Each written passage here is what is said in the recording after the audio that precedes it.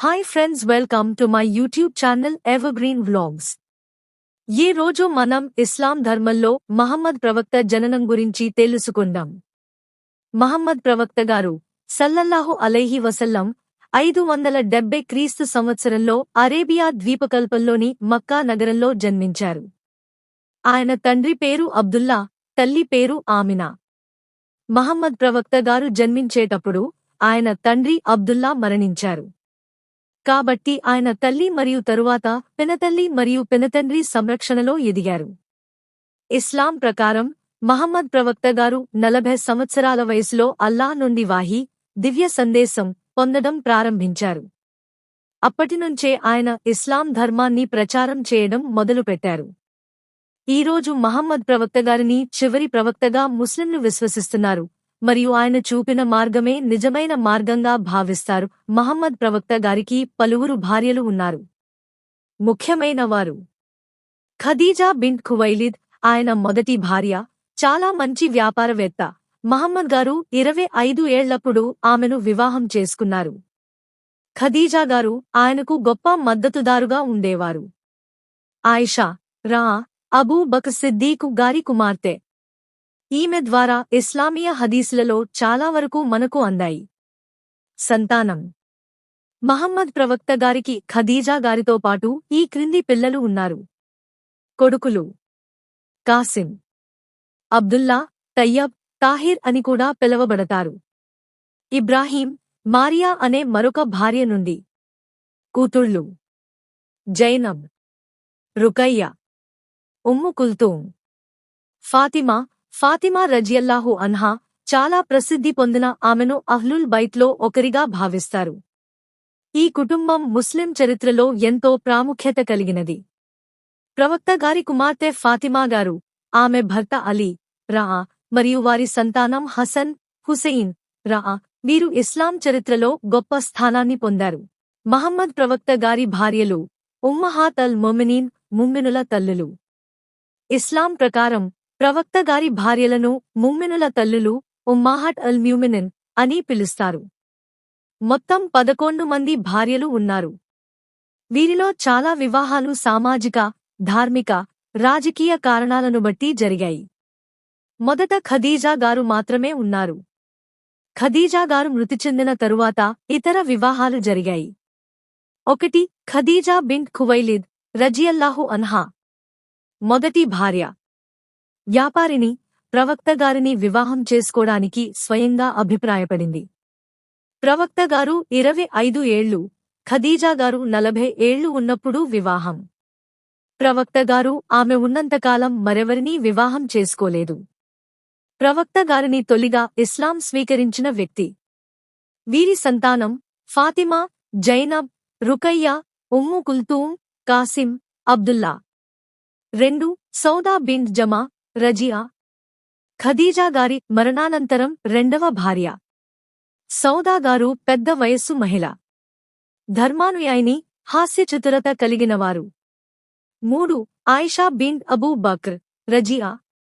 Abu Bakr Siddiq గారి కుమార్తె. ప్రవక్త గారికి అత్యంత ప్రియమైన భార్యలలో ఒకరు. చాలా హదీసులు ఆమె ద్వారా అందాయి. చురుకైన బుద్ధి, జ్ఞానవంతురాలు. ప్రవక్త గారు ఆమె గదిలోనే మరణించారు. 4 హఫ్సా బింట్ ఉమర్, రజియా. ఉమర్ ఇబ్న్ ఖట్టాబ్ గారి కుమార్తె. ధర్మబద్ధురాలు, ఖురాన్ను గుర్తుపెట్టుకున్నవారు. ఖురాన్ను మొదట లిఖిత రూపంలో భద్రపరిచిన ప్రతులను ఆమె దగ్గర ఉంచారు. 5 జైనబ్ బింట్ ఖుజైమా, రజియా. మిస్కీనా వారి తల్లి అనే పేరుతో ప్రసిద్ధి. కొద్దికాలం మాత్రమే ప్రవక్త గారితో ఉన్నారు. త్వరలోనే మరణించారు.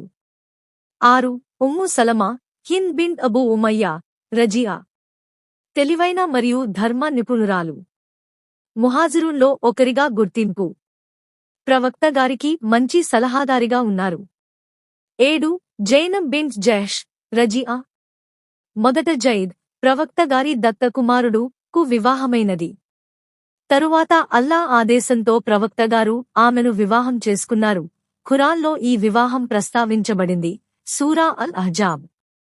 8 జువైరియా బింట్ అల్ హారిస్, రజియా. బనూ ముస్తలిక్ తెగకు చెందినవారు. బందీగా పట్టుబడి ప్రవక్త గారిని వివాహం చేసుకున్నారు. ఆమెను వివాహం చేసిన తరువాత ఆమె తెగలో చాలామంది ఇస్లాం స్వీకరించారు. 9. ఉమ్ము హబీబా, రమలా బింట్ అబూ సుఫ్యాన్, రజియా.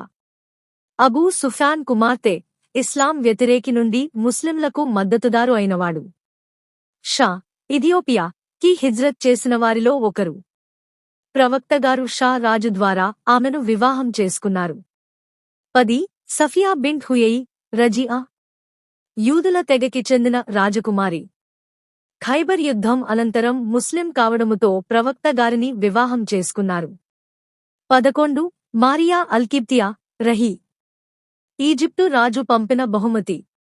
బందీగా కాకుండా గౌరవ భార్యలాగే పరిగణించబడింది. ఆమె నుంచి ప్రవక్తగారికి ఇబ్రాహీం అనే కొడుకు పుట్టాడు. తరువాత చిన్న వయసులో మృతి చెందాడు. ఈ మహిళలందరూ ఇస్లాం చరిత్రలో గౌరవించబడే స్థానాన్ని కలిగి ఉన్నారు.